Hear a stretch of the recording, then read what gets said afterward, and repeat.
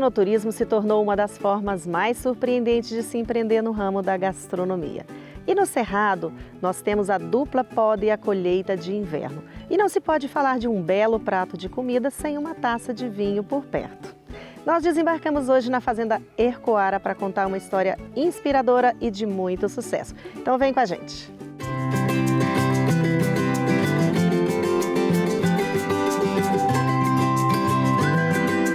Meninos! Oi, Leninha, tudo bem? Obrigada por nos receber. Eu que agradeço a sua visita. Bom dia, Leninha!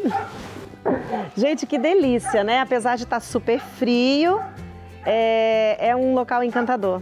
Eu adoro Obrigado. Isso aqui, né? Eu já falei isso pra vocês, né? É o clima da roça, né? Você tem café nessa casa? Cafezinho.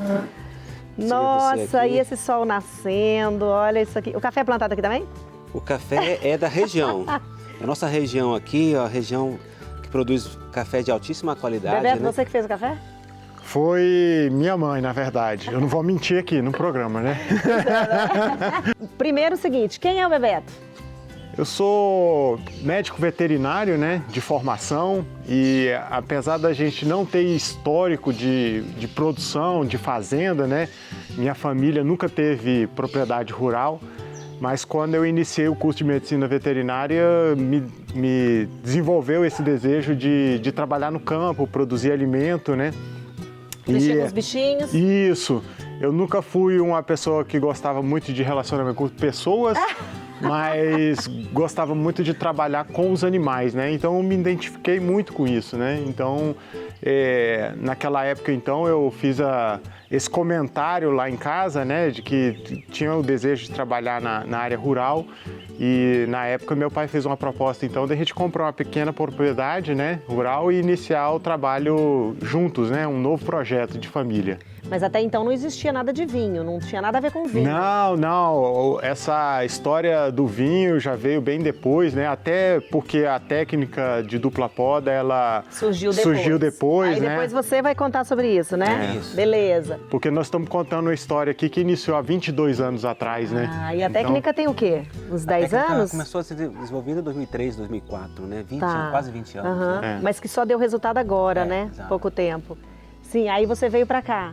Então compramos essa propriedade e iniciamos o projeto em cima da ovinocultura, né? Nossa raiz da nossa família é nordestina, né? Então a gente sempre teve o hábito de consumir o cordeiro, o cabrito em casa, né? Então já tinha essa relação então com os ovinos, né? Então decidimos a ovinocultura porque ela se encaixava muito dentro da proposta da propriedade, né? Que não é uma propriedade muito grande, né? É uma pequena propriedade e dava então para a gente desenvolver o trabalho na ovinocultura.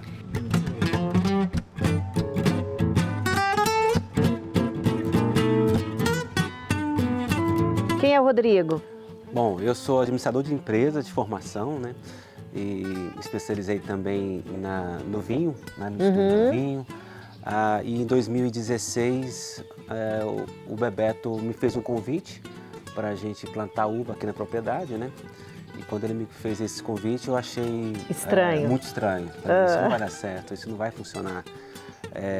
E ele falou, vamos, que já tem gente fazendo isso e existe uma técnica nova, onde a gente consegue colher a uva numa condição climática mais favorável.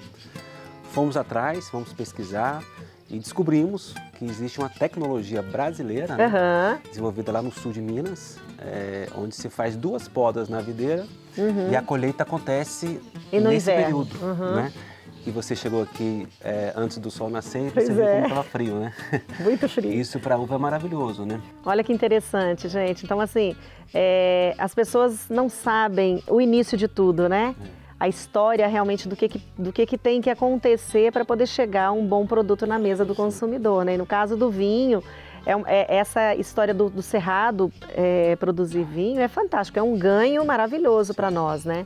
É muito interessante.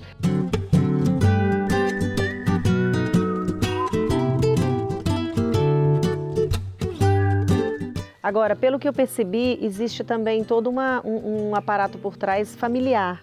Sim. É um negócio bem familiar mesmo, bem gostoso. A sua mãe produz, né? Depois do processo todo que depois a gente vai contar, ela ela chega para poder fazer o queijo. Isso. Não é isso? Essa é uma característica do nosso negócio, né? Desde o início, o apoio da família foi fundamental para a gente chegar hoje onde a gente chegou, né? Porque lá no início, quando a gente falou assim, vamos abrir a porta da fazenda para receber as pessoas, foi a família que estava aqui para fazer a comida, para limpar o chão, para montar a mesa, para servir as pessoas, para desmontar e montar todo o aparato para os clientes, né? Então, toda a família acabou convidando algum amigo, alguém conhecido que veio nos primeiros eventos, né? Que esse era a nossa grande dúvida lá. Vamos abrir um evento que acontece a 80 quilômetros de Brasília para servir um almoço. Será que as pessoas vão sair de lá? E acontece todo, tem pessoas que se perdem, né? Tem toda... Sou eu, gente, toda vez que eu venho aqui eu me perco. Tem todas essas dificuldades, né, que a gente imaginava que teria para se montar um negócio dentro da fazenda, né?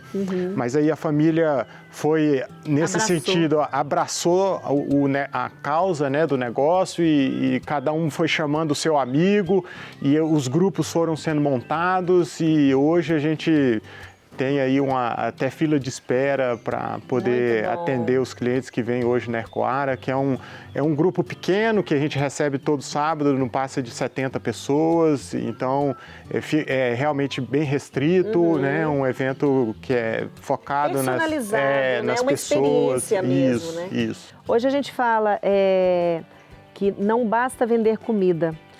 Eu acho que aqui no empreendimento de vocês, pelas vezes que eu vi e tal, e pelo que eu entendo de gastronomia, o vinho não se faria sozinho e nem a gastronomia se faria sozinho também, a comida em si. O que vende aqui é esse pacote de uma experiência, isso é muito legal. E hoje o cliente, ele quer uma experiência, então não existe essa de andar 80, 100, 200 quilômetros, entendeu? Ele vem. Se é uma experiência, que é muito legal isso que vocês fizeram aqui, que a gente vai mostrar para o público depois, que é um conjunto, né? É o ambiente, é a uva, é a comida, é a música, né? É a ovelhinha, enfim, o cordeiro, né? Toda hora eu falo errado, né? Não, tá certo. E ele vai explicar pra gente depois a diferença dos ovinos e dos caprinos. Isso gera muita dúvida também. E a gente vai falar sobre isso. Agora eu acho que a gente podia focar no vinho, mas eu queria ir para campo. Vamos lá? Vamos lá? Vinhedo. Vem com a gente, nós vamos lá para local mesmo, vamos colher uma uvinha ali e ele vai explicar pra gente todo esse processo da dupla poda e a colheita de inverno.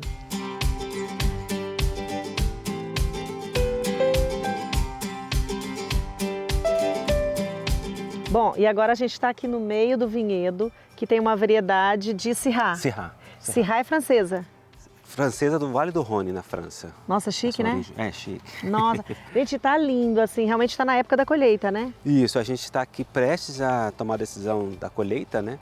Esperando essa uva concentrar um pouco mais, né, de polifenóis e de açúcares, para a gente tomar a decisão de colher a uva. Bom, eu acho que assim, o que as pessoas precisam muito saber, que é pouco divulgado, né, e principalmente para quem não está na área, é a questão da técnica que foi desenvolvida para o cerrado. Sim. Né? Porque não existia a menor possibilidade de se produzir vinho aqui num primeiro momento. Não. Não, porque a colheita no Brasil sempre aconteceu no verão. E o verão é quente e chuvoso, né? E essa condição é muito ruim para a concentração de açúcares e de compostos fenólicos para a uva, né? E a dupla poda, que é o que a gente vai conversar, ela é uma necessidade da videira. No hemisfério norte, continente europeu, regiões frias, né, onde o inverno é rigoroso, a videira entra em dormência no auge do inverno e ela fica em repouso, guardando reserva e energia para o período de produção. Então, lá no hemisfério norte, ela tem 2 ciclos. Um ciclo de descanso, de dormência, de repouso, quando ela acumula algumas horas de frio. Mas aí que ela não tá, ela só tá o pé dela, só essa estrutura. No frio ela vai perder as folhas pela senescência e vai ficar em repouso. Ok. A raiz dela não tem atividade, né? Então, quando a temperatura começa a subir logo depois, Aí sim o viticultor faz uma poda e vai colher 4 ou 6 meses depois. Então lá no hemisfério norte... Que é no verão. Que é no verão, Tá. sempre colhido no verão. A uva tanto no hemisfério norte quanto no hemisfério sul. Né? Então, em regiões frias, a videira tem um ciclo de descanso, de repouso e um ciclo de produção. No Brasil, nas regiões mais centrais, onde o inverno não é rigoroso, né? A gente está no auge do inverno, você imagina. Essas videiras estão em produção. Tá lindo. Se você imaginar que estamos no auge do inverno, elas deveriam estar sem folha na senescência, mas elas estão agora em produção e carregadas de frutos, né? Mas isso porque foi desenvolvida a técnica. Exatamente. Tá. A dupla poda, ou podar-se a videiras 2 vezes, é uma necessidade onde você não tem um inverno rigoroso. A dupla poda no Brasil sempre existiu. São Paulo, Minas, o Nordeste brasileiro sempre se fez 2 podas, porque não tem frio suficiente para a videira entrar em dormência. Então, há muitos anos se faz a poda, a dupla poda no Brasil. É como se você estivesse forçando. Como ela não vai entrar em descanso, em repouso, ela vai querer sempre produzir. E a videira, para produzir, precisa do sol, né? Precisa da água e da poda. Como você tem essa condição sempre acontecendo no Brasil, região tropical, né? A videira quer sempre produzir. Então você precisa podá-la para que ela entre em produção. Ela não descansa, ela só quer produzir aqui no nosso país.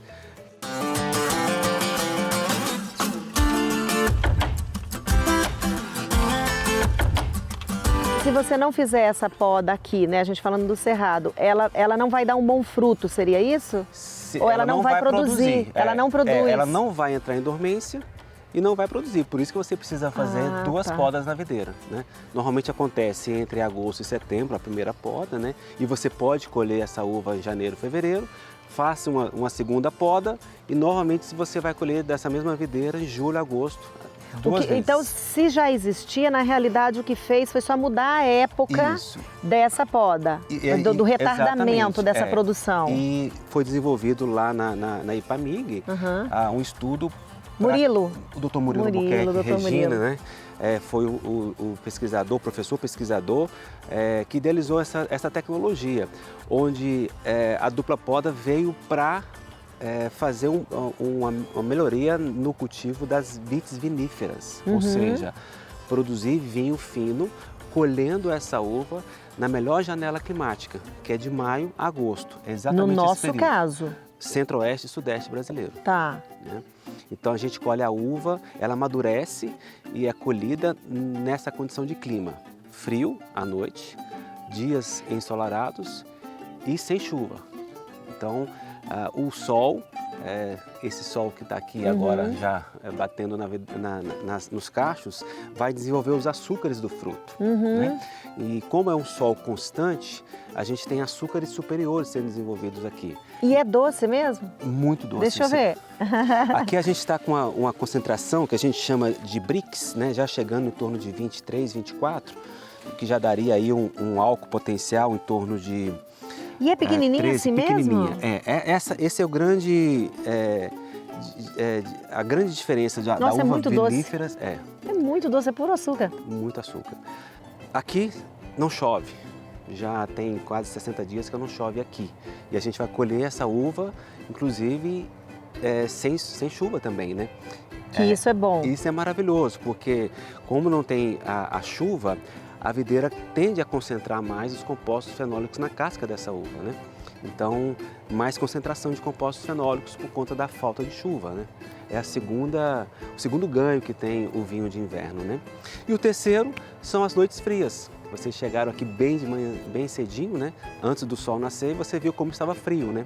Esse frio deixa a videira repousando a sua respiração à noite e ela acaba concentrando tudo que ela ganha durante o dia.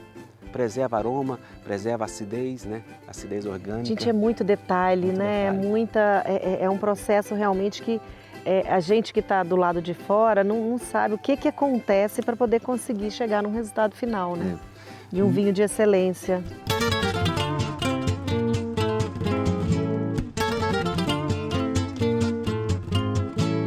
Agora, para a gente encerrar esse bloco e até para quem está nos assistindo também poder entender um pouquinho de como que funciona esse processo como um todo, beleza, você fez a colheita agora, né? Aí acabou a colheita. Isso aqui tudo é podado, vai ficar só o pé dela seco até um próximo momento? Então a gente está aqui chegando na hora da colheita. Vamos escolher todas essas uvas agora. Que daqui a pouco a gente vai colher, tá, gente? Isso. A gente vai colher essas uvas já na próxima semana, no máximo 15 dias.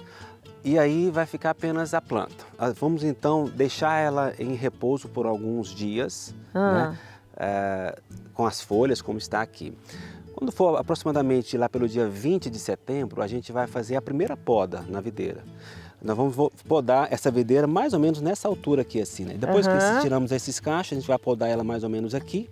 Que vai ficar só esse tronco aqui. Vai ficar só o tronco, o braço dela. Tá. Esse braço sem esses folhas, ramos, né? Tá. E sem as folhas. Vamos fazer essa poda, né? Lá em setembro. Vai nascer um ramo.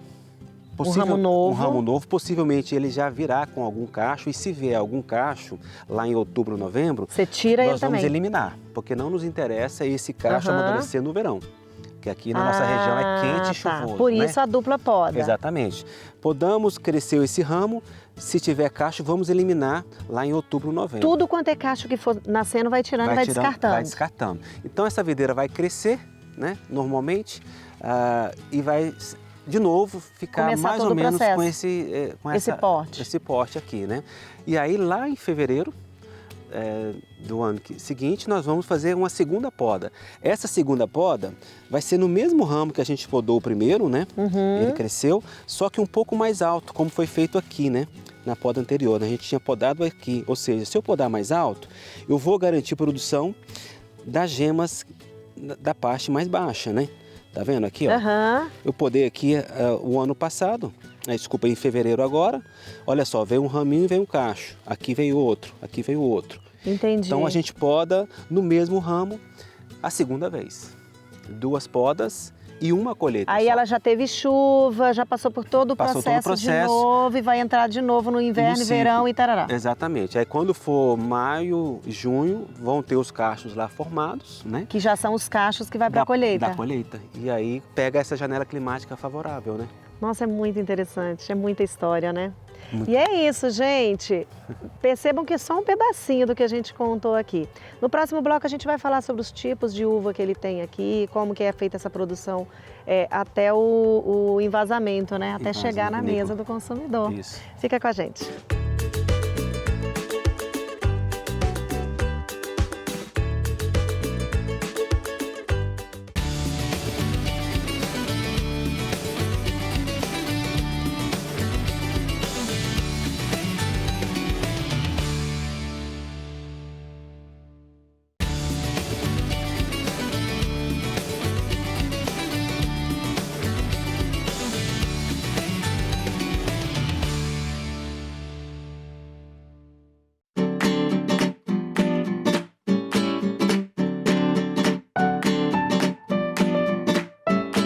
Claro que para produzir, para chegar até o final mesmo, no vinho prontinho para levar até a mesa, existe todo um processo, né? Todo um processo. E uma dúvida que me surgiu e que ele estava me explicando aqui, que eu achei super interessante levar isso para vocês, é em que momento se sabe que a uva está pronta para ser colhida? É óbvio que vocês que já têm todo um estudo, têm uma técnica, até pelo olhar já deve saber, mas você não pode fazer isso pelo olhar, você tem uma técnica para poder comprovar isso? Precisamos de algumas análises, né? O ponto de colheita é fundamental a gente entender qual é a concentração de açúcares que tem no fruto, a acidez total desse fruto, né? E também uma parte que é a parte degustativa. Na degustação a gente vai conseguir já reconhecer quais vão ser as características do vinho, né? Então por isso que é importante analisar por esses valores, né? Por esses dados e também a degustação para fechar a decisão do ponto de colheita da uva. E como que se dá isso? Vamos fazer aqui, ó. Eu vou colher uma uva para a gente analisar. O dado que a gente vai analisar nela é a concentração de açúcares, né? Que vai nos dar o álcool lá no vinho, né? Então...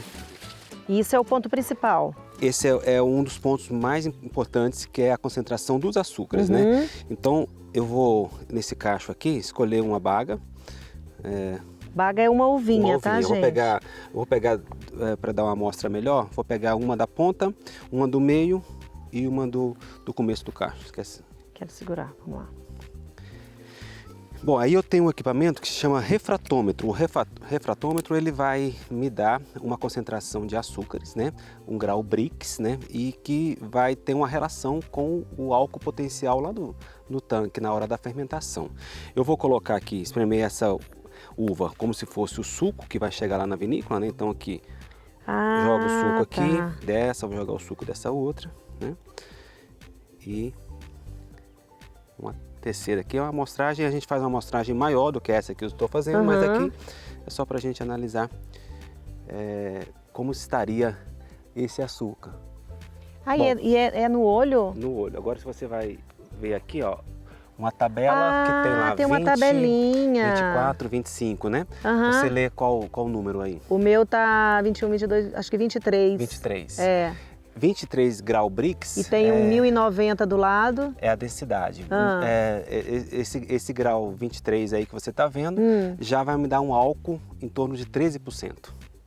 Ai, que interessante. Então você já sabe mais ou menos em que teor ele vai estar, alcoólico ele vai chegar. Já é desejável esse álcool, é o que a gente espera mesmo, um vinho em torno de 13% de álcool. Então já... Mas quanto maior... Quanto mais açúcar, quanto mais alto. Grau Brix, mais álcool vamos ter. Isso é melhor ou é pior? Depende, é um conjunto de coisas, né? Às vezes o álcool sobrando não é bom, o álcool faltando também não é legal. Você precisa olhar um álcool que seja palatável, né, na degustação. Um álcool, o glicerol equilibrado.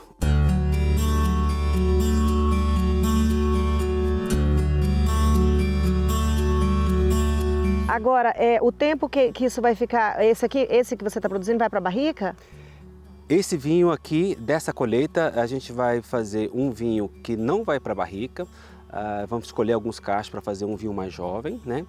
E uma maturação um pouco mais longa, a gente vai deixar alguns dias a mais, uma parcela. Aí sim vai ter um álcool maior, uma concentração maior, e aí sim esse vinho vai todo para a barrica.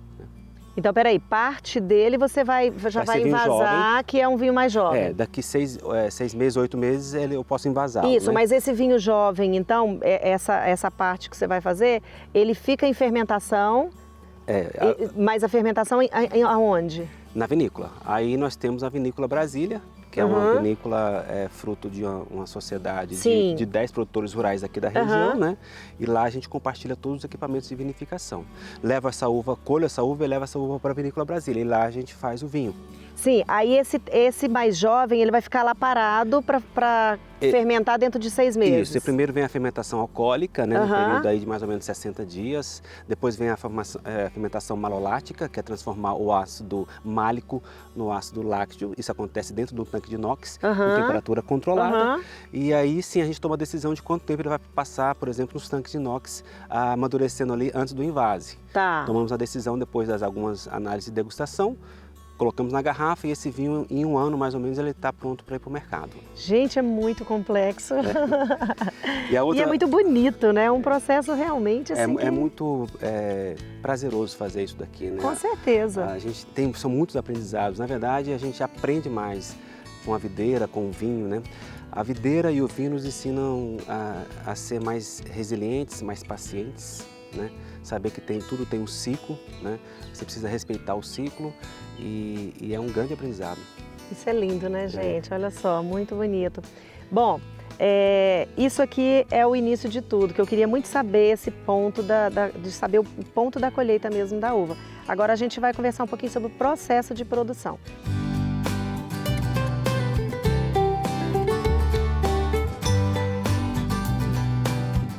Olha, é uma história muito rica. Eu realmente assim estou me surpreendendo e olha que eu já estudei um pouco de vinho, mas eu percebo que eu não sei nada. Sabe muito, você Eu sabe não sei muito. nada, porque é um processo muito demorado, gente, é muito interessante. E a qualidade, né, final depende desse tempo. Quando você falou da paciência, da resiliência, de você tentar realmente deixar a coisa acontecer, se você quer agilizar isso, você estraga o vinho todo, né? Estraga todo o vinho. Tem um tempo certo para colher a uva, tem um tempo certo para esse vinho ficar na vinícola sendo processado, e depois dele finalizado, tem uma nova etapa, que é quando ele vem para as barricas de carvalho. Aqui ele vai envelhecer, ganhando complexidade, arredondando seus taninos, né? Mas peraí, antes disso, eu queria que a gente falasse sobre o processo todo. A gente estava nos vinhedos, e no momento da colheita, ou seja, vocês fazem a colheita, né? Isso, pega essa colheita e vai levar para a Vinícola Brasília. Isso. Esse é o processo. Me conta um pouquinho sobre isso. E lá essa uva colhida aqui, lá ela vai ter a destinação. A uva para o vinho jovem, a gente vai fazer a vinificação, estabilização nos tanques de inox e na sequência o envase. E a garrafa volta para a nossa propriedade, já pronta, e aqui ela vai ser rotulada. Só para eles entenderem, a Vinícola Brasília foi criada para atender a nossa região aqui. A nossa região, os 10 sócios, né? E também hoje a gente está abrindo as portas para outros produtores que têm os vinhedos, mas ainda não tem como vinificar. A Vinícola Brasília vai vinificar as uvas desses produtores aqui da nossa região. A Vinícola Brasília, ela tá dentro daquele projeto da Rota dos Vinhos. Sim, exato. Né? Que teve apoio da Secretaria de Turismo, enfim, foi todo um processo para poder E criar agora isso. foi retomado, e eu acredito que muito em breve a gente vai ter essa rota já lançada, né? Explica para o povo por que foi criado isso. Porque vocês não tinham primeiro que era um início de tudo. E seria muito caro cada um montar uma estrutura para poder chegar até o momento do invase, né? Exato. Ali, a Vinícola Brasília, a junção, ela foi com 2 grandes objetivos. O primeiro objetivo era o de unir forças para que a gente pudesse compartilhar a vinificação, os investimentos que é necessário se fazer numa vinícola, né? Então nós juntamos, e aí a gente conseguiu trazer equipamentos importados, né? Investir um pouco mais em tanques mais modernos, né? Então ela virou uma vinícola muito tecnológica, de grande investimento, o que seria difícil se a gente fizesse cada um a sua, né? Então juntamos força e fizemos uma vinícola maior. Esse foi o primeiro objetivo. O segundo objetivo era de desenvolver a atividade da vitivinicultura na região, ou seja, que o vinho tivesse de fato uma região para ser descoberta, não apenas uma única vinícola. Porque dificilmente você pega um avião, Leninha, e vai conhecer uma vinícola isolada em qualquer lugar do mundo. Mas se você tem um complexo, você tem várias vinícolas, uma rota, aí sim você fica 2, 3 dias conhecendo aquela região. Então o outro objetivo da Vinícola Brasília foi esse, né? De 10 produtores se juntarem, fazer uma vinícola, e cada um desses 10 também começar a ter estrutura para o enoturismo, receber pessoas dentro dessa rota do vinho.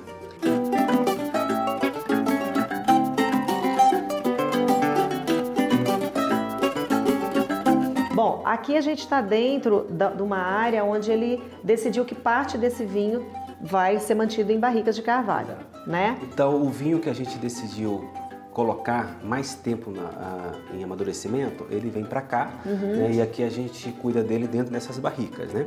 Ele vai ficar estagiando aqui por um período que somente ele vai nos responder quando é o momento de retirá-lo. Você vai medindo isso, a gente vai degustando, né? Você vai testando, o que a gente está fazendo agora, né? Então, esse vinho que a gente está degustando, ele está aqui já há 6 meses. Na minha avaliação, ele pode ficar ainda bastante tempo, ele vai melhorar mais ainda, né? Ele vai ganhar mais complexidade dentro da barrica, né?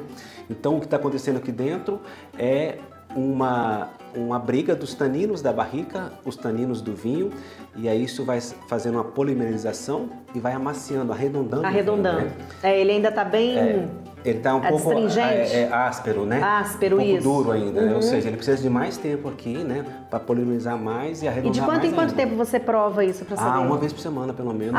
E você já sente, você já vai sentindo essa diferença? A evolução, né? Olha, muito bom. a análise dessa aí, há uma evolução do vinho, né? E tem mais uma análise sem ser essa gustativa, ou tipo química, não? Você mesmo decide? A gente faz as análises químicas para saber se ele está bem aqui, né? Se ele não está sofrendo com a volatilização, por exemplo, né? Mas isso é só questão de controle, de preservação do vinho, né?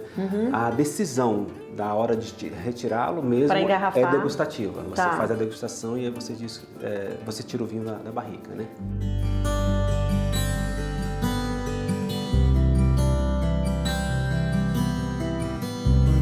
Você tem 4 rótulos hoje? 4 rótulos. 4 rótulos. Esse aqui foi o primeiro? Isso, esse é o que conta a nossa história. Canindé. Canindé, Leninha, é uma arara do nosso cerrado brasileiro, né? Então, quando nós fizemos a nossa primeira safra, 2020, o primeiro vinho que a gente destinou à uva foi o nosso rosé, que é esse vinho aqui. E todos devem se lembrar da pandemia que a gente estava vivendo, né, no mundo. E a gente estava num momento de muita angústia, muitas dúvidas, né? Imagina, a gente estava fazendo um investimento, tanto aqui quanto na vinícola, e o mundo não tinha nenhuma certeza de mais nada, né? E estava eu e o Bebeto aqui na propriedade, numa dessas decisões de escolha de nome, e a gente se deparou com 2 araras que passaram perto, aqui sobrevoando a propriedade, e deram aquele grito maravilhoso que elas dão, né? De alegria, de esperança, né? E a gente vivendo um momento de desesperança, e elas ameaçadas de extinção, e continuam vivas aqui na nossa propriedade, resilientes, né, ao tempo. E a gente resolveu então homenagear as moradoras mais antigas da Ercoara. Então a gente aplicou aqui a pena da arara Canindé, né, exatamente nas mesmas cores, né, e o nome da arara Canindé no nosso Ercoara. Esse foi a safra 2020, foi o primeiro vinho que nós fizemos. Inclusive foi uma sangria da uva Syrah, ele ficou um pouco mais escuro, né? Foi a primeira produção, né? Ainda muito artesanal. E depois a gente foi para o nosso segundo rótulo, que é o Canindé, que é já a safra 2021 e 22, fizemos 2 safras dele. Aí sim, já muda a cor, porque aqui foi uma prensagem direta dos cachos, né? Ele já ficou mais claro, né? Esse sangria e esse prensagem direta dos cachos, né? Aqui a vinícola já tinha equipamentos mais modernos, né? De mais qualidade, e a gente conseguiu fazer um vinho um pouco mais claro.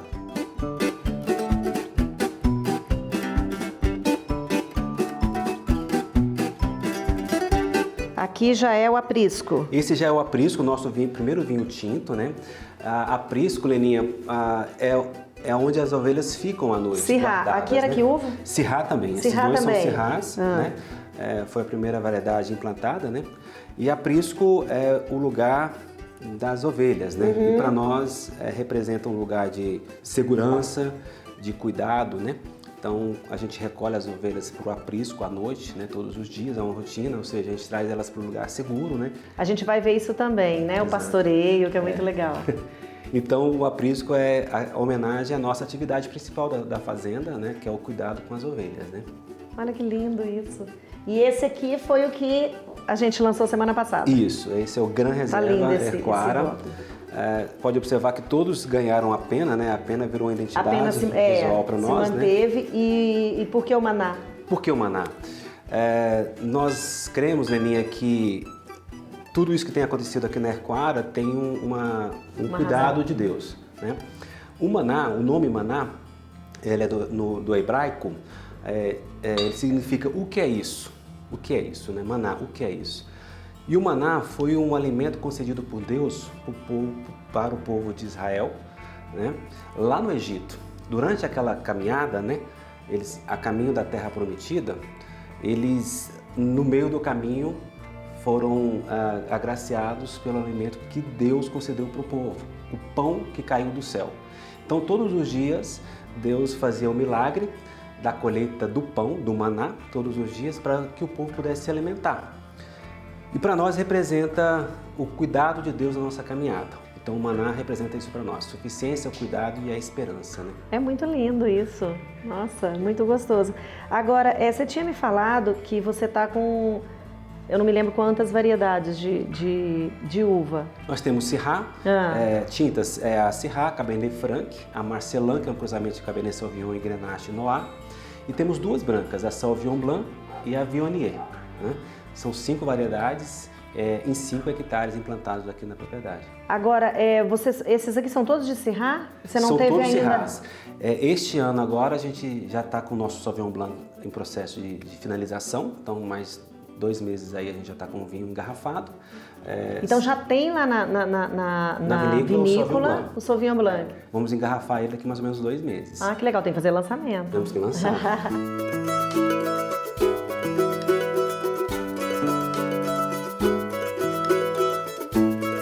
Mas é isso.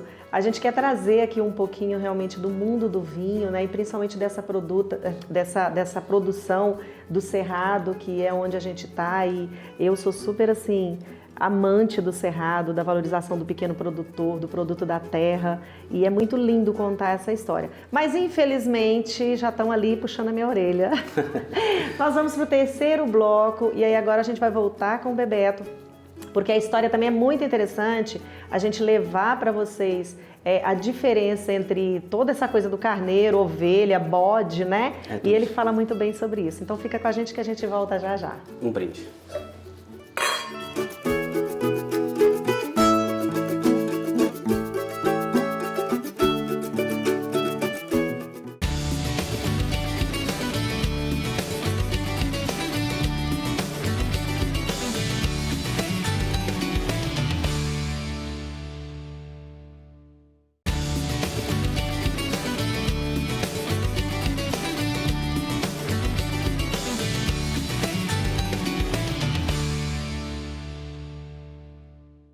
E agora a gente vai falar um pouquinho sobre os ovinos e caprinos. E a gente vai contar para vocês que até eu tenho dificuldade com isso, hein? Da diferença entre cabrito, cordeiro, ovelha, bode... E cabra. E cabra. Isso. É isso, né? Isso. Ele é especialista no assunto, então ele vai contar pra gente toda essa história. Agora, esse barulho que vocês estão escutando é o barulho da ordenha, que a gente veio aqui exatamente para poder ver um pouco de como que é o processamento da colheita desse leite, né? Que depois a gente vai mostrar o queijo. Agora conta então. Isso. Primeiro, para esclarecer sobre ovinocultura e caprinocultura, né? São espécies diferentes. Os representantes dos ovinos, então, são os carneiros, os adultos machos, as ovelhas, que são as adultas fêmeas, e os cordeiros e as cordeiras são os filhotes. Ah, então existe cordeira também? Sim, cordeiro ou cordeira, mas a gente acaba utilizando tudo como cordeiro, né? No masculino. Na espécie caprina, então, existem as cabras, que são as adultas fêmeas, os bodes, que são os adultos machos, e os cabritos e cabritas, que são os filhotes. Deu para entender, né? Agora, aqui você tem só a linha dos ovinos, ovinos, que são as ovelhas, os carneiros e os cordeiros. Tá, e cordeiras. E cordeiras. Eu acabei de descobrir que tem as cordeiras também. Isso, tá. Isso. Aí, dos cordeiros, o que a gente aproveita? Pois é, a ovelha é um dos animais de produção que tem maior versatilidade, né? Ela produz a lã, produz o leite, a carne e o couro, né? Então, não é à toa que essa criação tem sido utilizada desde os primórdios aí da humanidade, né? Para o sustento das pessoas, né? Sem contar que do leite você produz o queijo e o doce. Isso, todos os derivados de leite, né? A gente vai utilizando, então, na produção.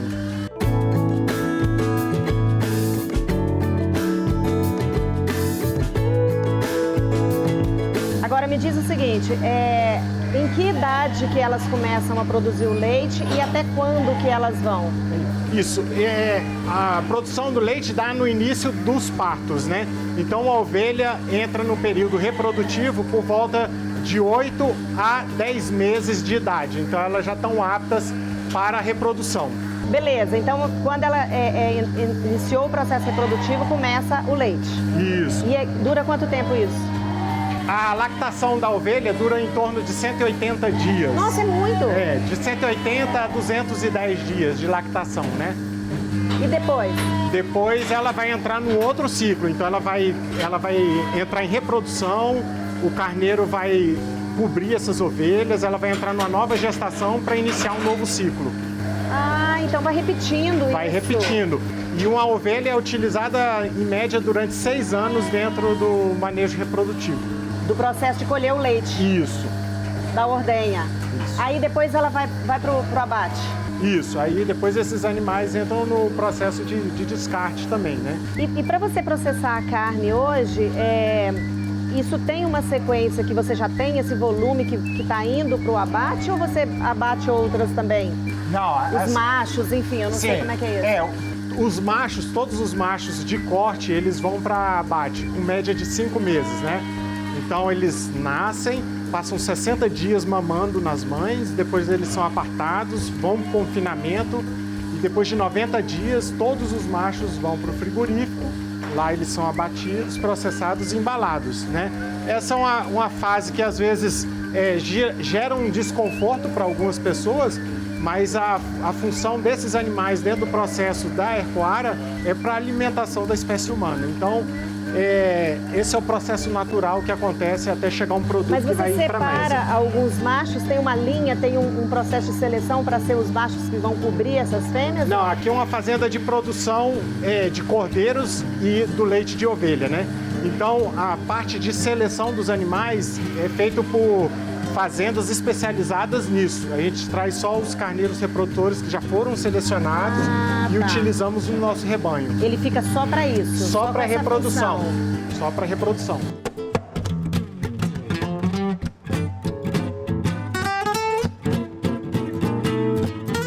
Você falou que aproveita tudo. Por exemplo, a lã hoje você tira isso e vai para um outro local? Isso, vai manda para usar. um processamento onde ele vai ser...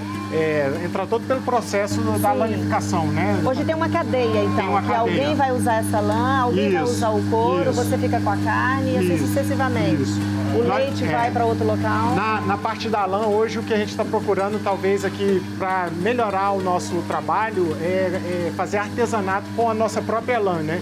Para destinar aí para os clientes que visitam a Aircoara também. Tem um produto, tanto o queijo como a lã, como a carne, para serem apreciados aqui no nosso projeto. Muito bom. Você tem números hoje, por exemplo, do consumo, tanto do produto do leite quanto da carne, do cordeiro? Da carne, por volta de 700 gramas per capita ano. É muito. Muito pouco. Se você Gente, colocar... eu acho muito. Você sabe por quê? Eu estou trazendo isso para o mundo do azeite. A per capita do azeite hoje é 500 ml ano por pessoa, é muito pouco. Mas se você for fazer uma comparação com a carne bovina ou frango, da última vez que eu vi da carne ovina, estava 34, ou da carne bovina, 34 e 42 a 45 da de frango, né? Então o frango ainda é maior consumo, né? E a carne de cordeiro em 700 gramas, é muito pouco. É pouco mesmo. Mas primeiro porque a produção é muito menor. Sim. E segundo que é um produto bem mais caro também. Bem mais caro, né? E eu acho que até a questão do paladar também, as pessoas ainda não têm o costume, né? Sim, é cultural isso também, cultural. né? Por exemplo, você vai nos países árabes, o consumo da carne ovina é altíssimo, né? Aqui realmente a gente ainda não tem essa cultura de comer a carne ovina, né? Principalmente na residência, né? Isso, no dia a dia, né? Hoje ela não está no dia a dia. É totalmente voltado para o restaurante. Isso, é destinado para um nicho de mercado, geralmente um mercado gourmet, né? Hoje vocês abatem e aí além do consumo na fazenda, a ideia é que isso vá para os mercados, para os restaurantes. Isso. A gente hoje já trabalha com um grupo de restaurantes em Brasília que consomem os nossos produtos, né? E você vende ele inteiro? A gente faz o kit cordeiro, que a gente chama, né? É um animal que é porcionado, né, com todas as partes dentro do kit, né? Uma paleta, um pernil, um carré, uma costelinha e um pescoço.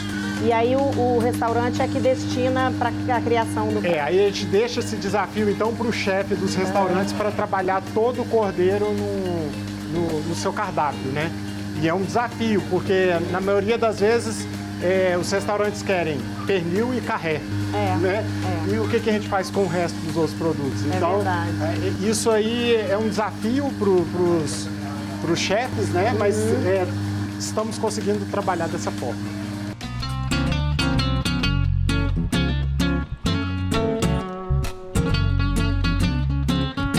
me conta um pouquinho sobre a produção mesmo, no sentido, a gente está vendo aí que tem algumas imagens dessa questão do cuidado, do pastoreio, né, que eu acho muito bonita essa história.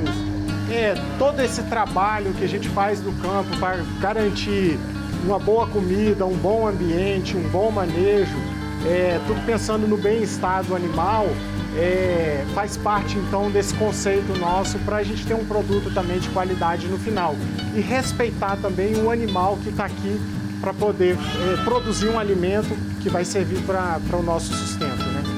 Muito bom. A gente vai lá dar uma olhadinha na produção do queijo, como que é feito esse processo todo da produção do queijo.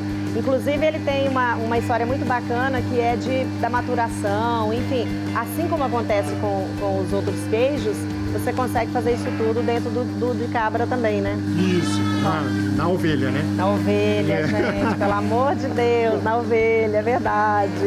Então, vamos lá?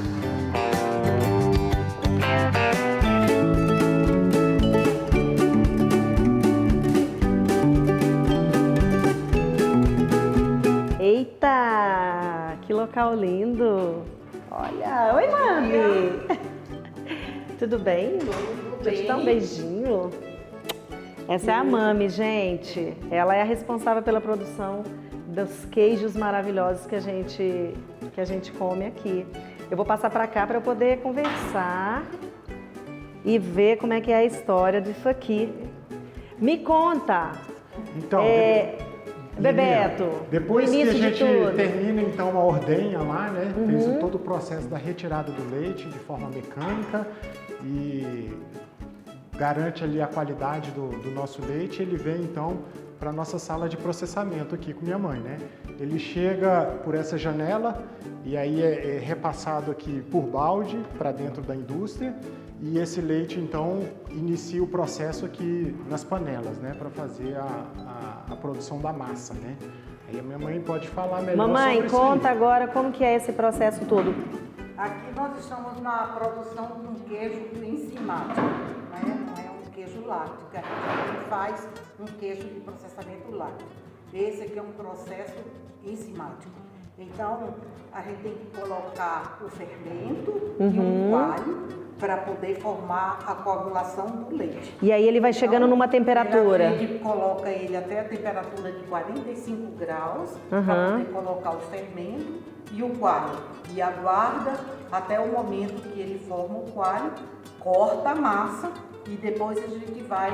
Aqui ele já está começando a cortar, agora né? Já está cortado e agora eu estou dessorando a massa. Cortar, gente, é esse fazer processo que ele começa a separar isso a aqui, gente ó. corta com a faca, né? Com a faca especial, com a lira e depois a gente vai Dessorar, que é separar o soro. Para separar o soro você precisa mexer 20 minutos nesse processo, descansa 5 e faz mais 15 minutos. No caso do leite da ovelha, porque ele é um leite mais concentrado, é um leite que tem mais proteína, mais gordura, então ele chega num ponto mais rápido. Então, depois desse processo aqui de dessoramento, a gente vai informar essa massa nas forminhas, né? Para poder terminar o dessoramento e ele continuar a maturação dele, a fermentação. Agora, quantos litros de leite, tipo, colocou nessa panela aqui? Nessa panela aqui, nós temos 25 litros de leite. E aí, desses 25 litros, o soro é a maioria? É a maioria. 80% é de soro. Nossa, rende pouco, então. Rende pouco, 80, 75%.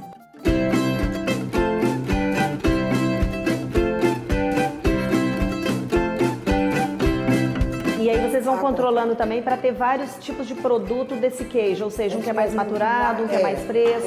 Você pode, a partir do 7º dia, você já pode ir cortando ele. 7, 15, vai dependendo 20, do processo 30, que quer de maturação. E do gosto do cliente, né? Uhum. Porque ele tem pessoas que gostam dele mais fresco e tem pessoas que gostam mais curado. A gente já chega aqui até 120 dias. Nossa, de cura. deve ficar perfeito. Fica um queijo... Chega a formar algum cristal? Cristal. Chega cristal? Fica de tirosina. Um cristal de tirosina, que parece um salzinho, né? Dentro da massa. Mas, por enquanto, como a gente veio aqui agora, recentemente, Pra indústria. para a indústria, a gente só tem queijo por até 60 dias aqui. E aí, Bebeto, esse soro dá para os animais? Mas Isso, os parte animais- volta para os animais, né? É tipo bebe assim? Eles... Ou você Volta no mistura? leite. Aí tem os cães que aproveitam um pouco que legal. e o próprio cordeiro também. Não pode, tem que ter uma proporção, tá? Não pode ser à vontade. À vontade. Né? Porque tem muito gorduroso. Muita proteína, na verdade, né?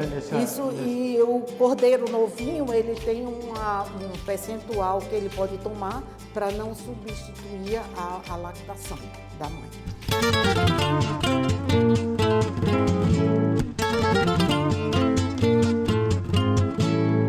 Gente, é um processo tão bacana, tão bonito, tão complexo, que a gente não consegue mostrar tudo o que acontece aqui dentro. Mas foi muito interessante a gente vivenciar isso aqui hoje, toda essa etapa de produção do queijo, né? Desde a ordenha que a gente viu lá até o processo final que vocês viram aí, que é o processo de maturação. E seguir realmente todo um layout de produção onde tem assim uma completa garantia de segurança alimentar, né, do processo todo. Adorei, gente, vivenciar isso com vocês. Obrigada. mesmo. É um Me prazer. permitir estar aqui dentro assim, e vivenciar tudo isso. E, olha, parabéns. Sucesso mesmo, porque tá lindo isso aqui. Viu, mano? Obrigada.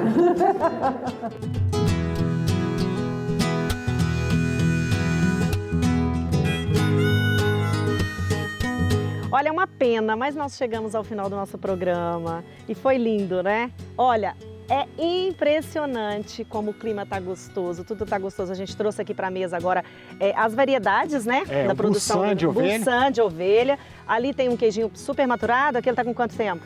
70 dias. 70 dias. A gente não falou do salaminho também, que não é produzido aqui, mas que também é da ovelha. Isso, é uma parceria que a Da gente ovelha ou tem. do cordeiro? Da ovelha. Eu até agora não aprendi, aprendeu né? ainda? Não aprendi. Temos a nossa uvinha ali que gerou esse vinho maravilhoso, que foi o Gran Reserva, não é Maná, isso? acabou de ser lançado. Gran Reserva. Tá na nossa Fui eu que taça. fiz o lançamento aqui. Olha que chique. E nós vamos ficando por aqui.